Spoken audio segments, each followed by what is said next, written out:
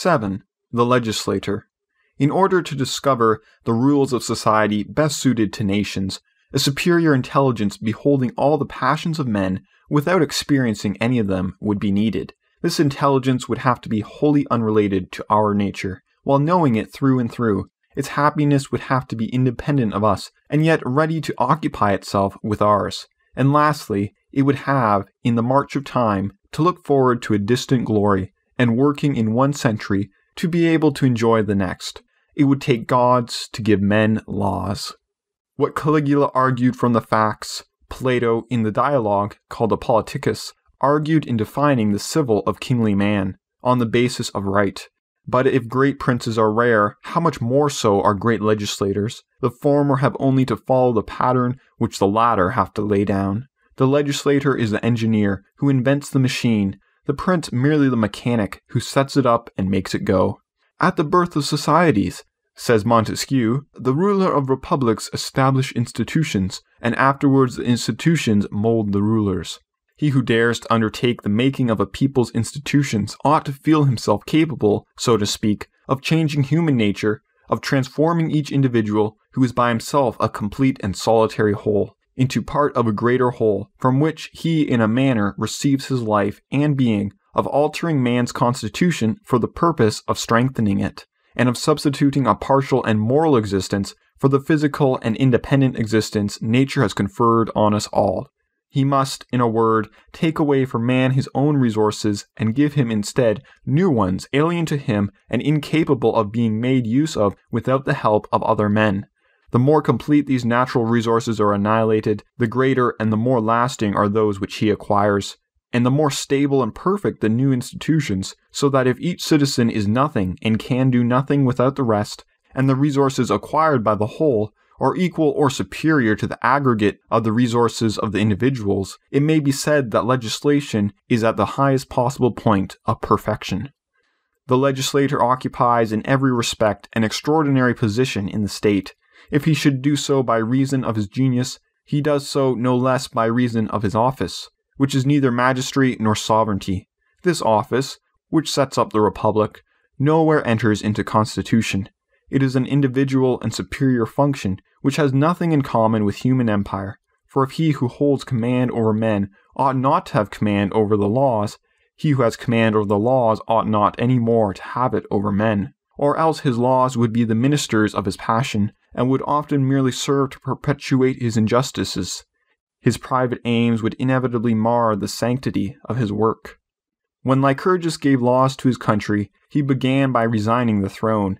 It was the custom of most Greek towns to entrust the establishment of their laws to foreigners. The republics of modern Italy in many cases followed this example. Geneva did the same and profited by it. Rome, when it was most prosperous, suffered a revival of all the crimes of tyranny and was brought to the verge of destruction because it put the legislative authority and the sovereign power into the same hands. Nevertheless, the Decemvirs themselves never claimed the right to pass any law merely on their own authority. Nothing we propose to you, they said to the people, can pass into law without your consent.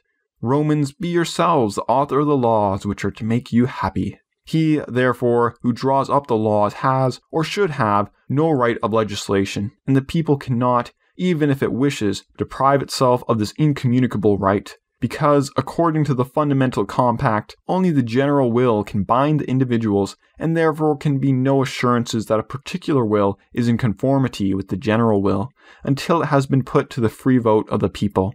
This I have said already, but it is worth while to repeat it. Thus, in the task of legislation, we find together two things which appear to be incompatible: an enterprise too difficult for human powers, and, for its execution, an authority that is no authority. There is a further difficulty that deserves attention. Wise men, if they try to speak their language to the common herd instead of its own, cannot possibly make themselves understood. There are 1,000 kinds of ideas which it is impossible to translate into popular language. Conceptions that are too general and objects that are too remote are equally out of its range. Each individual, having no taste for any other plan of government than that which suits his particular interest, finds it difficult to realize the advantages he might hope to draw from the continual privations good laws impose. For a young people to be able to relish sound principles of political theory and follow the fundamental rules of statecraft, the effect would have to become the cause. The social spirit which should be created by these institutions would have to preside over their very foundation, and men would have to be before law what they should become by means of law. The legislator, therefore, being unable to appeal to either force or reason, must have recourse to an authority of a different order, capable of constraining without violence and persuading without convincing.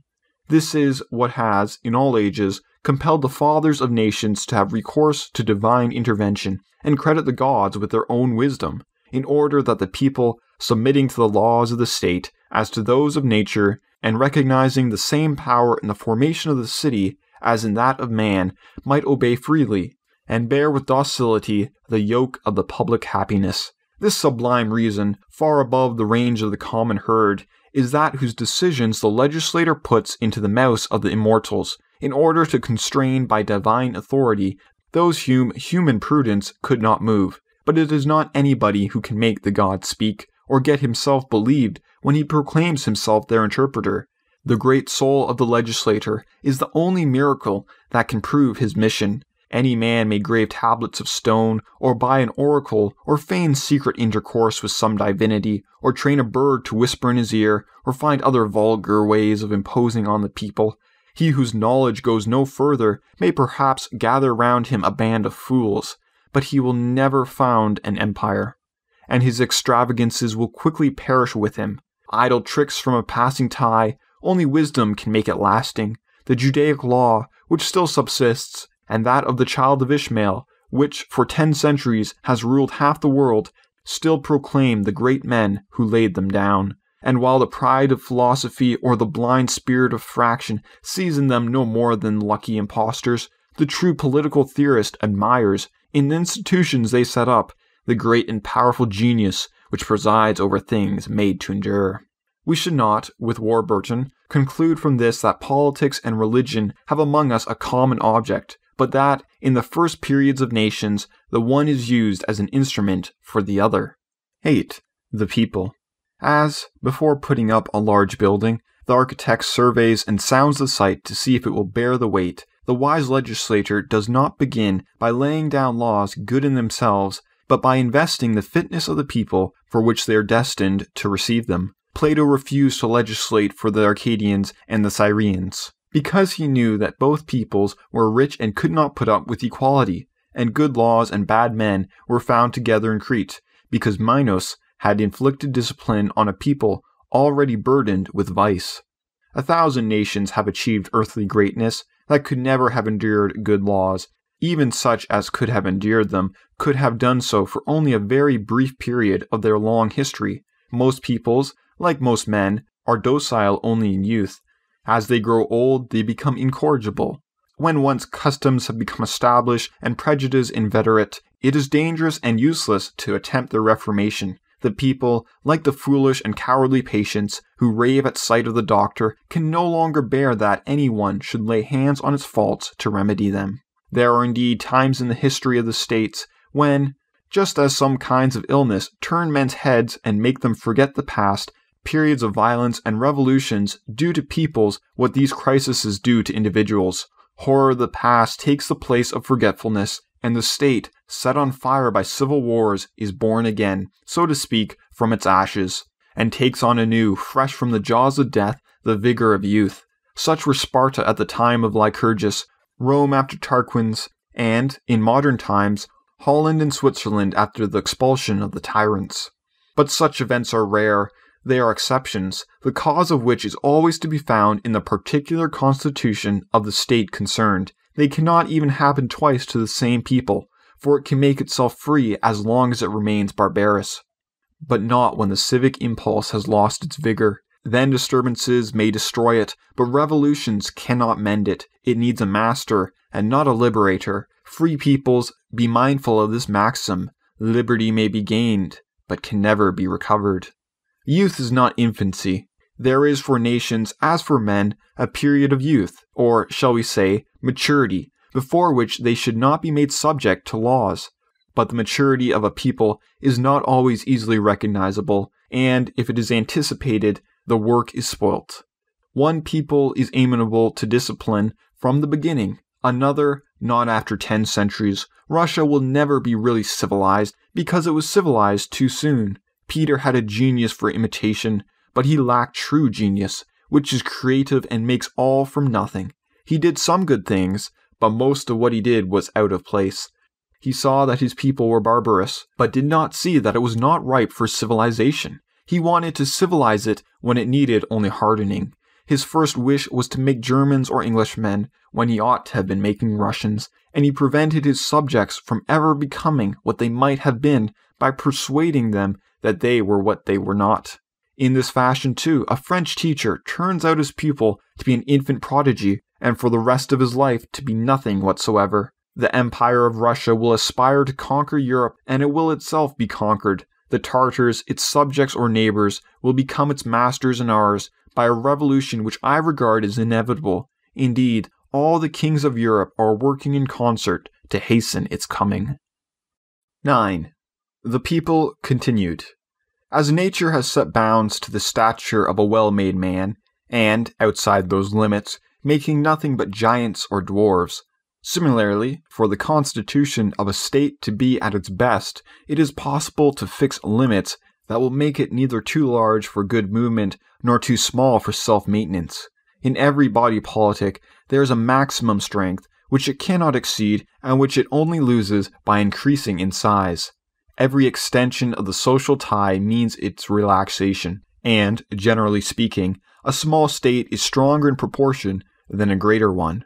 1,000 arguments could be advanced in favor of this principle. First, long distances make administration more difficult, just as a weight becomes heavier at the end of a longer lever.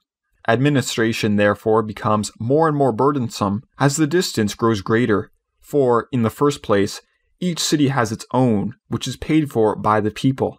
Each district its own, still paid for by the people. Then comes each province, and then the great governments, satrapies, and viceroyalties, always costing more the higher you go, and always at the expense of the unfortunate people. Last of all comes the supreme administration, which eclipses all the rest, and all these overcharges are a continual drain upon the subjects. So far from being better governed by all these different orders, they are worse governed than if there were only a single authority over them. In the meantime, there scarce remain resources enough to meet emergencies, and when recourse must be had to these, the state is always on the eve of destruction.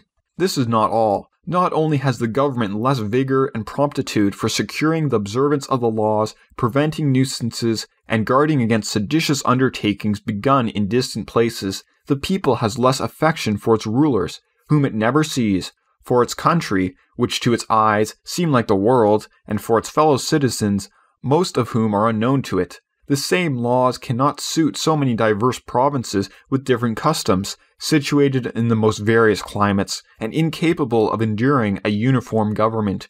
Different laws lead only to trouble and confusion among peoples, which, living under the same rulers and in constant communication one with another, intermingle and intermarry, and, coming under the sway of new customs, never know if they can call their patrimony their own. Talent is buried, virtue unknown, and vice unpunished. Among such a multitude of men who do not know one another, gathered together in one place at the seat of the central administration, the leaders, overwhelmed with business, see nothing for themselves. The state is governed by clerks. Finally, the measures which have to be taken to maintain the general authority, which all these distant officials wish to escape or to impose upon, absorb all the energy of the public, so that there is none left for the happiness of the people. There is hardly enough to defend it when need arises, and thus a body which is too big for its constitution gives ways and falls crushed under its own weight. Again, the state must assure itself a safe foundation if it is to have stability, and to be able to resist the shocks it cannot help experiencing, as well as the efforts it will be forced to make for its maintenance. For all peoples have a kind of centrifugal force that makes them continually act one against another, and tend to aggrandize themselves at their neighbor's expense, like the vortex of Descartes. Thus the weak run the risk of being soon swallowed up, and it is almost impossible for anyone to preserve itself except by putting itself in a state of equilibrium with all, so that the pressure is on all sides practically equal. It may therefore be seen that there are reasons for expansion and reasons for contraction, and it is no small part of the statesman's skill to hit between them the mean that is most favorable to the preservation of the state. It may be said that the reasons for expansion, being merely external and relative, ought to be subordinate to the reasons for contraction, which are internal and absolute. A strong and healthy constitution is the first thing to look for, and it is better to count on the vigor which comes of good government than on the resources a great territory furnishes. It may be added that there have been known states so constituted with the necessity of making conquests entered into their very constitution, and that, in order to maintain themselves, they were forced to expand ceaselessly. It may be that they congratulated themselves greatly on their fortunate necessity, which nonetheless indicted to them, along with the limits of their greatness, the inevitable moment of their fall.